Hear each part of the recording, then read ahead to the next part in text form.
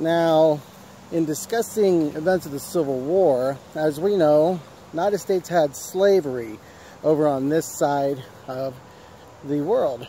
On the other side of the world, particularly in Russia, they had an institution which was referred to as serfdom. What exactly was serfdom?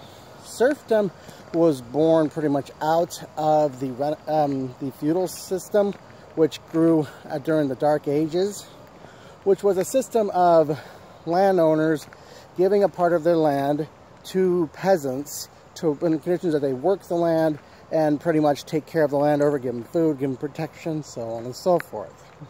So most of Western Europe, this had died out over time, but in Russia, throughout up until the mid-19th century, it was still deeply entrenched. And pardon me.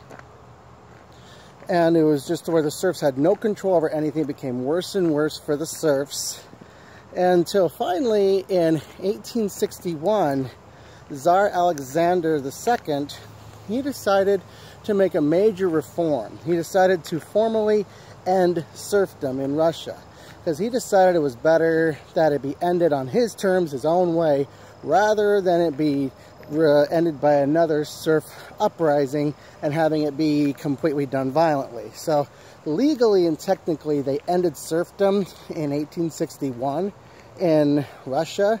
And technically the serfs were given the rights to marry, they were given the rights to own property, which gave rise to the new group which was called the kulaks, which means Russian peasant, and we'll come back to that. And it also gave them the right to, how shall we say, to sue in court.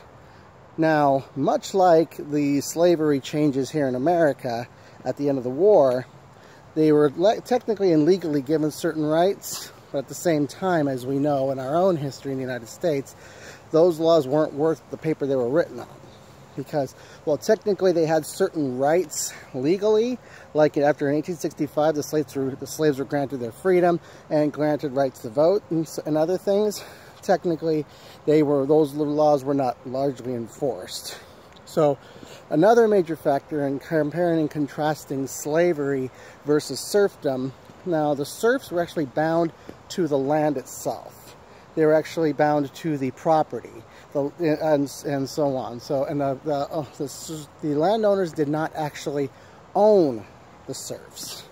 Whereas in slavery, particularly in the United States, the slave master actually owned the actual slaves, and he could do with them whatever he pleased. Whereas with serfdom, even going as far back, they could not kill a serf.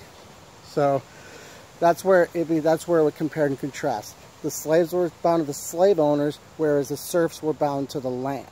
Now, that would begin changing technically. Serfdom would end in 1861, and slavery would technically end here in 1865.